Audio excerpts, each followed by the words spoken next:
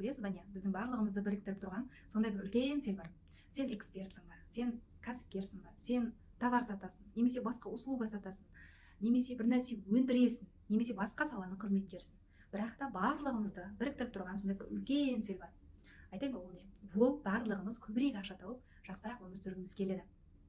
Бірақ та кейде қанша тырыссақ та болмай жатады. Ол деген сөз, яғни біз мимен ақшаның артынан қуып жүрміз, бірақ та бессознательно өзімізден ақшаны қашыруға сондай бір сигналдар жіберіп жатырмыз. Я көбісі табысын өсіру керек дейтін болса, онда мықты команда жинау керек деп ойлайды. Менің табысым өсу керек болатын болса, менде мықты мамандар болу керек деп ойлайды. Сөйтеді, команданы үлкейтеді, маркетологқа көп ақша салады, рекламаға көп ақша салады, бірақ та қанша әрекет жасасаң да, қазіргі жасап жүрген әрекетінен 10 есе артық әрекет жасаса да табыс өспейді. Неге? Себебі жаңағы айтқандай, біз бессознательно өзіміз ақшаға кері сигнал жібереміз.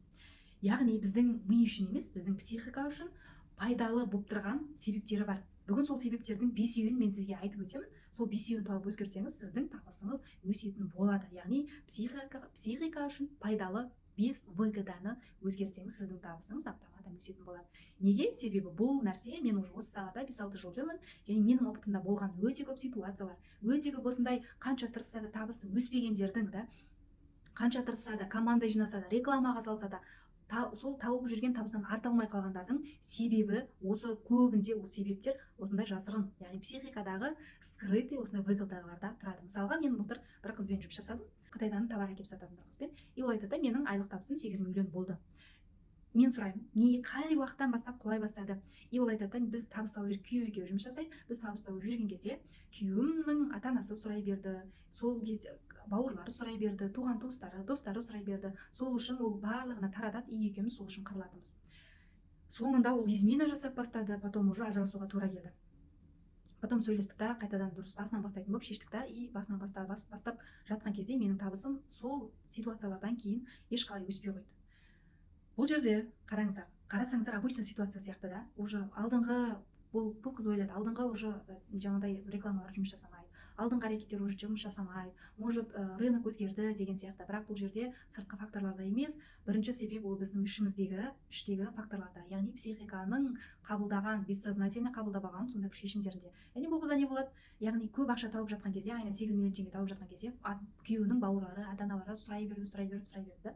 И бұл қыздың миы, яғни мен көп ақша табатын болсам, мен мықты өмір сүретін болсам, олар бізден сұрай береді, потом оларға күйеуім береді, маған ол ұнамайды, и екеуміздің арасымызда жаңағындай ұрыс болады. Яғни соңғы шешім психика үшін ақша уже опасно болып жазылып қалды, иә? Себебі көп ақша тапты и ажырасуға барды. Из-за этого психика тұрады да, бұны ақша таппай-ақ қойсын лучше. Зато отбасым тыныш болады. Зато осы өмірмен ақша таппай-ақ осы нормальный ажыраспай өмір сүріп жатырмыз. Жеу ішуімізге жетеді, киюімізге жетеді, одан артық не керегі бар деген сияқты шешім қабылдап қояды. И мына қыз мименен өмірде, реальностьта тырысып жатыр. Команда салады, мықты маркетологтарға ақша береді, әрекет жасайды, командасын үлкейтеді, рекламаға көп ақша салады, бірақ табыс өспейді. Біз когда осы выгоданы тауып өзгерткен кезде, ол уже 2 аптаның ішінде 500 мың теңге таза табысқа шықты. Ал оған дейін ондай табыс болған жоқ. Яғни күнделікті жеңу ішуден артылмайтын. То бір нәрсе, то товар кешігіп келеді, то тағы бір нәрсе, то сатылмай қалады, то не то товар келеді деген сияқты. Егер сіздің табысыңыз өспей жатса, мүмкін сіздің ішіңізде де осындай бір выгодалар бар, сіздің табысыңыздың өсуіне кедергі болып тұрған.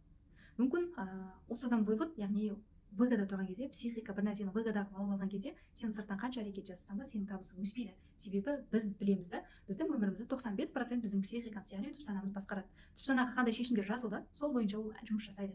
Сен мимен күрес, мимен шарша, мимен барлық жұмысты жаса, бірақ та нәтиже сол болады. Потому что психика қалай да болсын, ол көп ақшаға бармаудың жолын жасайды. Потому что біз үшін көп ақша табу, яғни жаңағы қыз үшін көп ақша табу ол ажырасу. Көп ақша табу ол стресс болып уже жазылып қалды да, потом біз оны өзгерткен кезде уже нәтиже болды. Егер сіздің де табысыңыз өспей жүрген болса, значит сіздің ішіңізде де мүмкін осындай жасырын бір выгодалар болуы мүмкін. Дәл осы жасырын выгодаларды 5-еуін қазір мен сіздерге талдап айтып беремін. Біріншісі, ақша келсе мен өзгеріп кетемін деген егер ой бар болса сізде, ол деген сөз не деген сөз? Бұл тонның өзі уже выгода. Егер ақша келсе мен өзгеріп кетемін, значит біздің бала кезден миымызға сіңірді, қарапайым бол, ешкімнен жаңағындай асып кетпе, алды болма, арты болма, ортасы бол деген сияқты. И біздің психикамыз тұрады да не істейді, маған ақша келетін болса мен өзгеріп кетемін, значит мен жалғыз қаламын, ешкіммен араласа алмай қалмаймын, это опасно, значит осылай жүре берейін, маған ақша келмей ақ қойсын, мен қарапайым жақсы адам болып өмір сүре берейін, зато мен жалғыз қалмаймын деген выгода шығарады. Представляете? Екінші выгода, ақша келсе жауапкершілік артады. Яғни ақша көп келетін болса, энергия затратына, мен көп жұмыс жасауым керек болады, көп клиент болады, көп жаңағындай әрекет жасауым керек, маған демалуға уақыт қалмай қалады деген сияқты, мен бұл еркіндігімді шектейді деген сияқты ойлар бессознательно да. И нәтижесінде ақша келмей ақ қойсын, зато мен ондай қысыммен жауапкершілік алмаймын. Осылай нормально, осылай өмір сүріп жатырмын деп психика сондай шешім шығарып қояды сіз үшін. Сіз былай сыртпен тырысасыз, бірақ психикада сондай шешім тұрған кезде сіздің әрекетіңізден ешқандай нәтиже шықпайды. Үшінші выгода, ақша келсе мені көре алмайтындар көбейіп кетеді. Яғни сіздің психиканың выгодасы көрінбеу, тыныш, қарапайым өмір сүру, артық сөз естімеу, жаман сөз естімеу, критика естімеу. И нәтижесінде получается көрінбе, бай болма, ерекшеленбе, сонда ғана безопасно деп психика қабылдап алған, и сол ретпен жүре бересіз. Төртінші выгода, ол ақша келетін болса мен өзгеріп кетемін, мен менменшіл болып өзімше болып кетемін деген. Яғни бала кезіңде естіп өтсең, байлар жаман, байлар менменшіл, байлар көкірек, байлар ешкімді менсінбейді дегенді естіп өтетін болсаң, онда бұл сенің выгода. Яғни психика қандай шешім қабылдайды, нәтижесінде мен жаман болғым келмейді. Яғни байлар жаман, мен жаман болғым келмейді, мен жақсы болып, осындай ақшасыз, қарапайым, барлығы аш қалып жатқан жоқпын, главный, осылай өмір сүре берейін. Яғни ақшаны, сенің психикаң сені алыста ұстайды. Бесінші выгода, ақша келсе өмірім өзгеріп кетеді. Яғни психика үшін ескі орта, ескі таныстар ол безопасно. Ал жаңа өмір, неизвестность, ол опасно. И психикаңыз тұрады да айтады, маған ақша келмей ақ қойсын, мен осы жерде өмір сүре беремін, өлмей өліп қалмаймын ғой, осы табысым жетеді деген сияқты сіз үшін жаңағыдай шешім қабылдап қояды. Яғни сізге табыс келмей жатса, бұл деген сіздің табыс таба алмайды дегенді білдірмейді, сіздің инструмент жұмыс жасамайды дегенді білдірмейді. Бұл просто психикада защитный сондай механизмдер бар, чтобы сізді опасностьқа апармау үшін. Біздің психиканың, біздің мидың басты қызметі ол бізді бақытты ету емес, бізді арманымызға жеткізу емес, оның басты міндеті, қызметі бізді безопасностьта ұстау, бізді қорғау. Яғни қауіптен. Сол үшін де сізді қорғау үшін өзі қабылдап алған выгодалар арқылы сізді ақшаға жібермейтіні сондықтан. Қалай бұл этаптарды дұрыс жасау керек? Именно сенің случайыңда қандай әрекеттерді жасау керек? Оны білгің келетін болса, онда менің 7.000 теңге тұратын разборыма жазыл, және саған сенің табысыңның келуіне шектеу болып тұрған қандай выгодалар, қандай установкалар, қандай программалар әсер етіп тұрғанын бірге тауып өзгертеміз, және сенің табысыңа үлкен жол ашылады.